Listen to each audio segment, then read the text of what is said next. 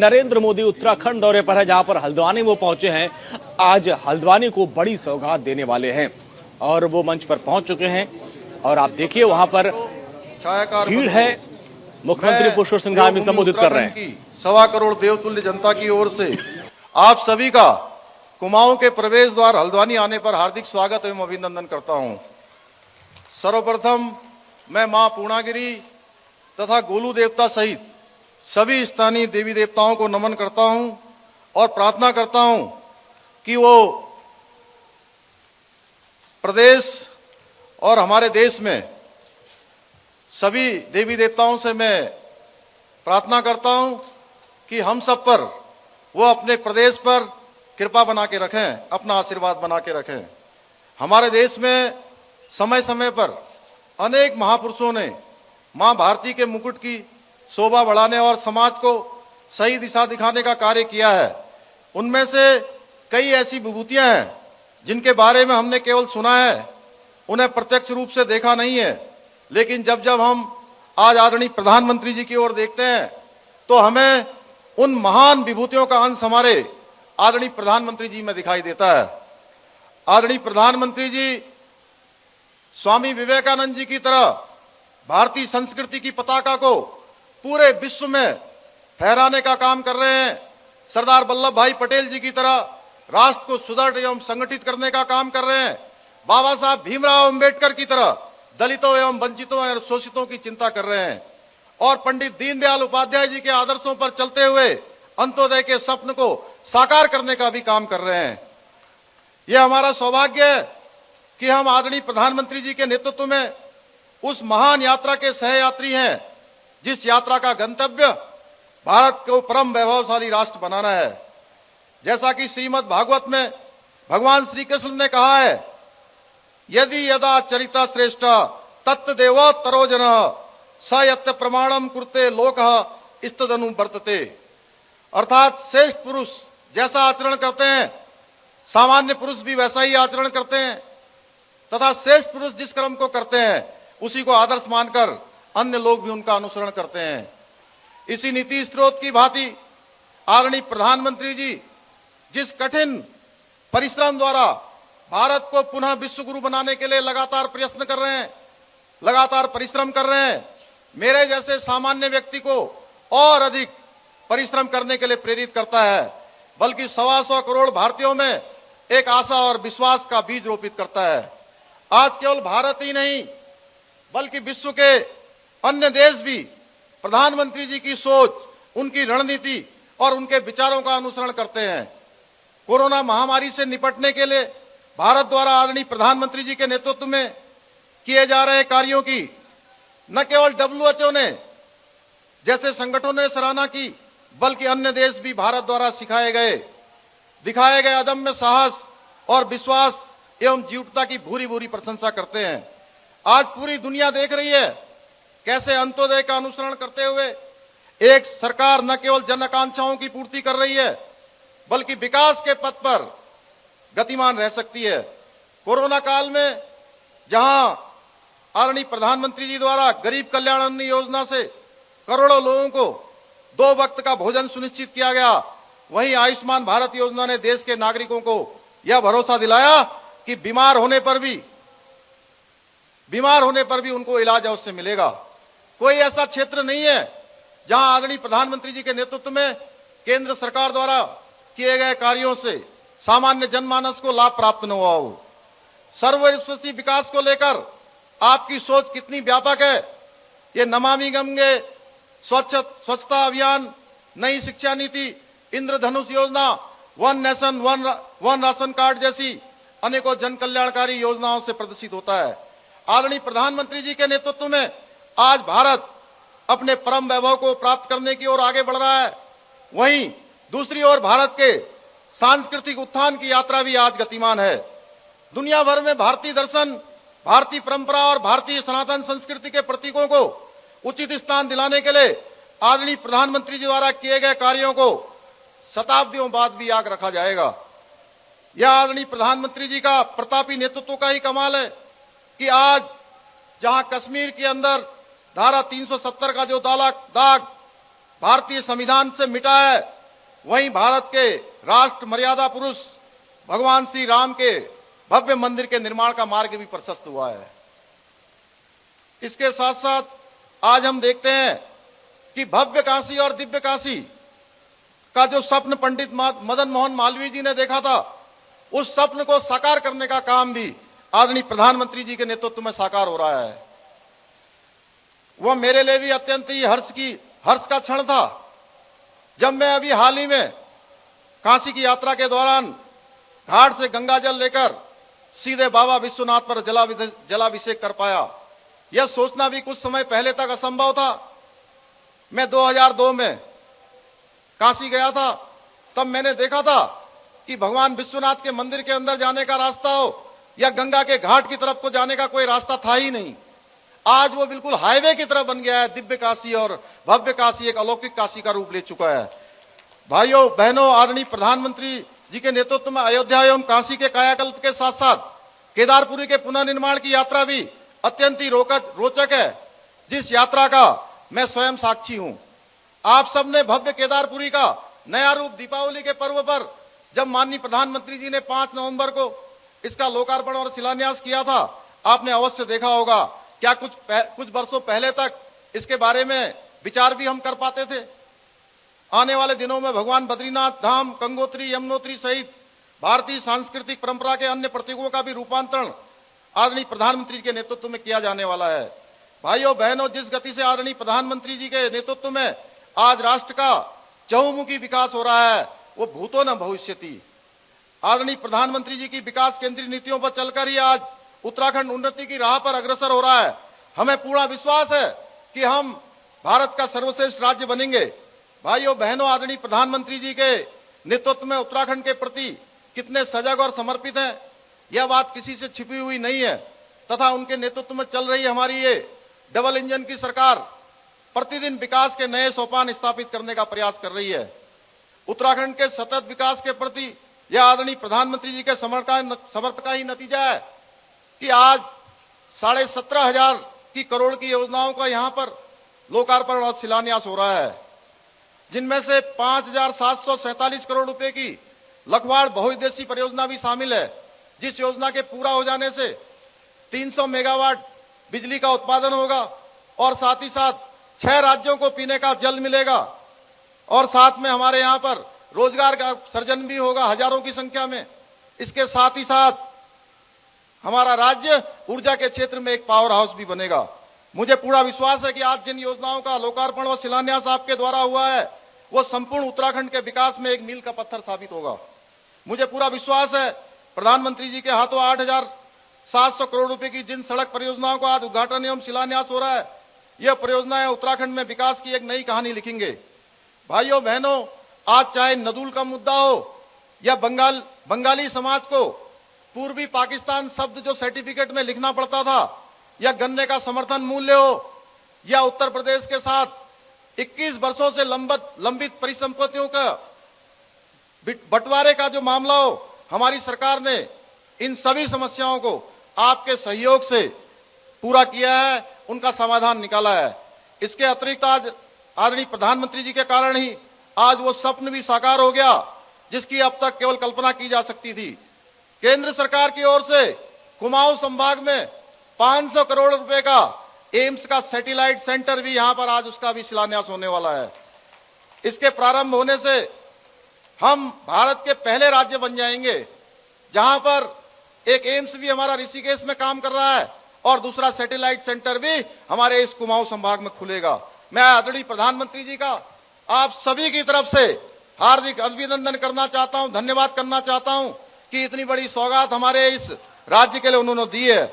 इसके अतिरिक्त आज 455 करोड़ रुपए की लागत से पिथौरागढ़ में मेडिकल कॉलेज के निर्माण का कार्य भी प्रशस्त हो गया है।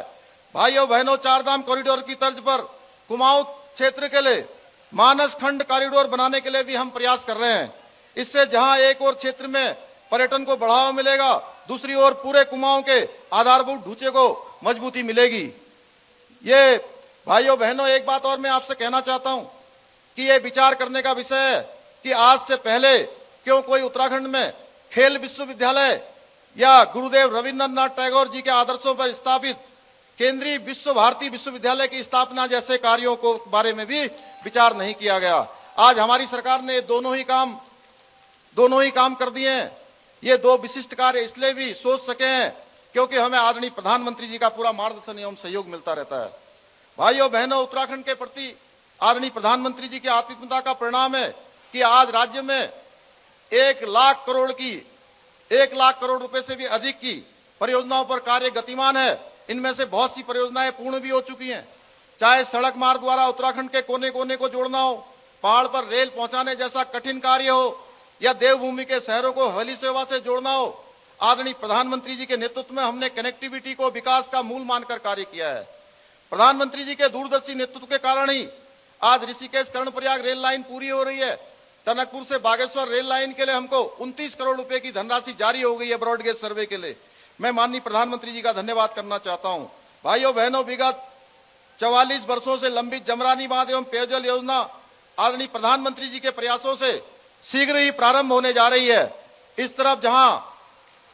इस योजना से जहां आधारभूत ढांचे को मजबूती करने का काम किया जा रहा है, वहीं पर्यटन और रोजगार पलायन जैसे विषयों पर ठोस रणनीति बनाकर प्रोएक्टिव मोड पर कार्य किए जा रहे हैं।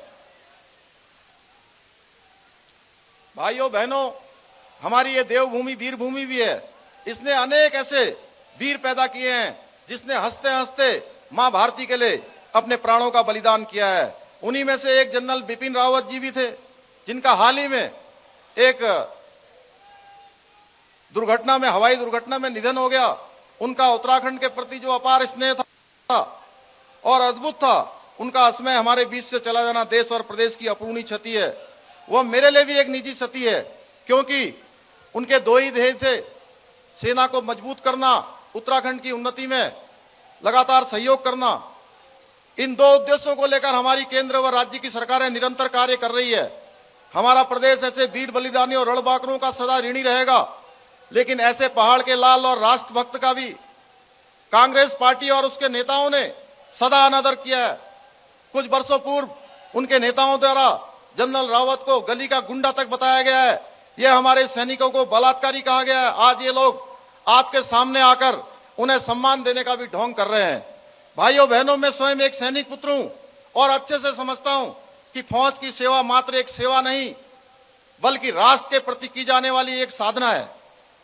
आज हमें गर्व है, माननीय प्रधानमंत्री जी के नेतृत्व में सेना का मनोबल और आत्मसम्मान लगातार बढ़ रहा है। आधुनिक हथियारों और साजो सामान से जहां सेना को और अधिक सशक्त बनाया जा रहा है, वहीं उन्हें दुश्मन को जवाब देने के लिए अब दिल्ली की ओर नहीं देखना पड़ता है। गलवान घाटी हो या कश्मीर से कच्छ तक का इलाका हो, आज हमारे बहादुर सैनिक दुश्मन को उसी की भाषा में मुंहतोड़ जवाब देते हैं। आज सीमा से सटे इलाकों में जिस प्रकार से सड़कों और पुलों का निर्माण कार्य किया जा रहा है, अभी 2 दिन पहले ही हमारे यहां पर सीमा क्षेत्र में 3 पुलों का लोकार्पण हुआ है। आज हम सच्चे अर्थों में कह सकते हैं, हम विश्व गुरु होने के साथ साथ विश्व शक्ति बनने की ओर भी अग्रसर हैं। भाइयों बहनों, आज विपक्ष पूर्णतः नेतृत्व विहीन हो गया है। आप ही बताइए, जो व्यक्ति हिंदू और हिंदुत्व में अंतर करता हो, उसे सनातन धर्म के बारे में क्या पता होगा। इस पार्टी के युवराज इस तरह की अनगल बातें क्यों और कैसे करते हैं, इसका भी एक कारण है, जिस बात को हम अपनी कुमाऊनी कहावत द्वारा समझ सकते हैं, जैग बुड़ बोलिन वो एक कुड़ बोलिन। अर्थात जिस घर के बूढ़े की मति फिर जाए, वह घर समाप्त हो जाता है। बीते दिनों आपने देखा होगा कैसे कुर्सी की चाह को लेकर एक पार्टी के भीतर रार मची हुई थी। इन्हें उत्तराखंड के विकास से कोई लेना देना नहीं है। उनका ध्यान अगर किसी बात पर है तो इस पर कि कुर्सी किसे मिलेगी। आप में से कौन नहीं जानता कि उत्तराखंड में करप्शन को बढ़ावा इन्होंने दिया है, उत्तराखंड में माफियाओं को बढ़ावा इन्होंने दिया है, उत्तराखंड के युवाओं को पलायन करने पर इन्होंने मजबूर किया है, उत्तराखंड के हितों के साथ समझौता इन्होंने किया है और उत्तराखंड बनाने का विरोध इन्होंने किया है। आज मैं इनको इस मंच से उत्तराखंडियत का अर्थ समझाना चाहता हूं। उत्तराखंडियत का अर्थ है उत्तराखंड को अहमियत जो न तो इन्होंने कभी दी है और न ही ये दल, इसके नेता कभी दे सकते हैं। भाइयों बहनों, हम एक थे और एक ही रहेंगे। अगर किसी चीज की अहमियत इन्होंने दी है तो सबसे पहले दिल्ली वाले परिवार को दी है और दूसरे नंबर पर अपने परिवार को दी है। उत्तराखंड के साथ आज तक जितने धोखे कांग्रेस पार्टी ने किए हैं वो किसी पाप से कम नहीं है। आप खुद ही बताइए, क्या देवभूमि की जनता ऐसे पापी हाथ का साथ देना चाहिए? देना चाहिए क्या ऐसे पापी हाथ का साथ? आप ही बताइए, मैं आप सबसे पूछ रहा हूं।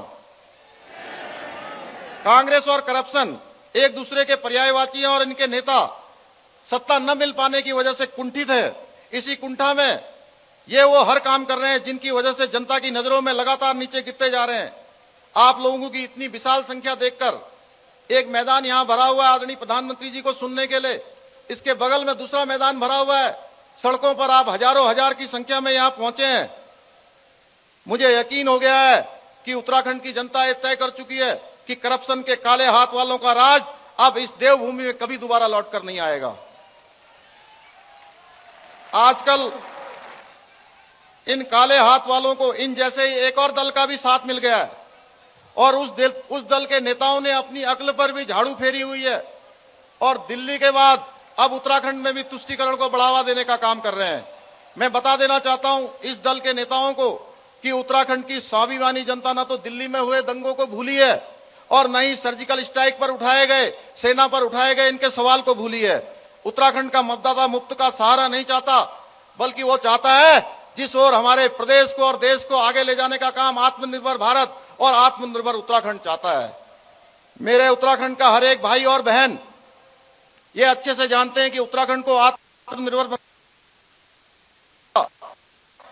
संकल्प यदि कोई सिद्ध कर सकता है तो केवल और केवल भारतीय जनता पार्टी है और माननीय प्रधानमंत्री जी के नेतृत्व में हम इस काम को आगे बढ़ाएंगे।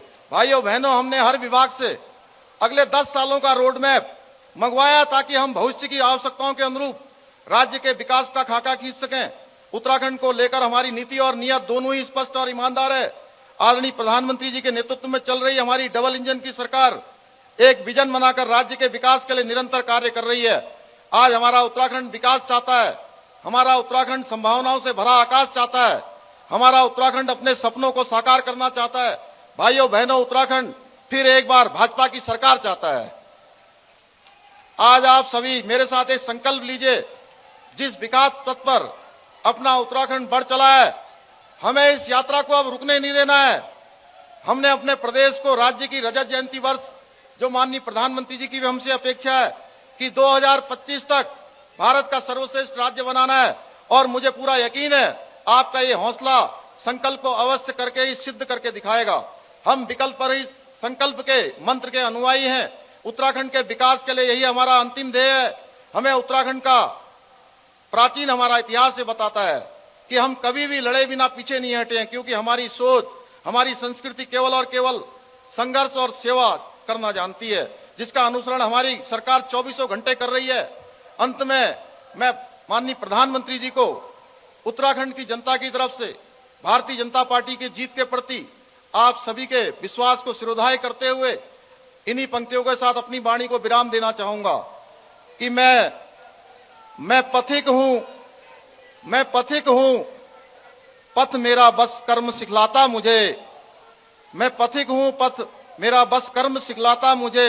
सत्य जो हृदय में है वो ध्येय दिखलाता मुझे। स्वप्न मेरे हैं तो मुझको ही उठाना भार है। हूं किनारे पर खड़ा, लक्ष्य भी उस पार है। मैं समुद्र की लहरों को मार तो सकता नहीं, किंतु मानव मैं फिर भी हार तो सकता नहीं। बहुत बहुत धन्यवाद। भारत माता की, भारत माता की, भारत माता की। आपका बहुत बहुत धन्यवाद।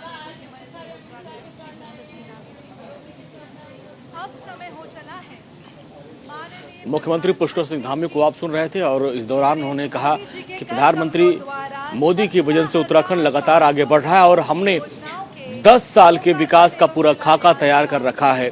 और कांग्रेस पर हमलावर वो देखिए, उन्होंने कहा कि कांग्रेस और करप्शन दोनों एक दूसरे के पूरक बन गए हैं और अब ऐसे लोगों को सत्ता में वापस नहीं लाना। एक बार फिर से उन्होंने जनता से आशीर्वाद मांगा है और आप देखिए प्रधानमंत्री मोदी आज कई योजनाओं का लोकार्पण और शिलान्यास करने वाले हैं।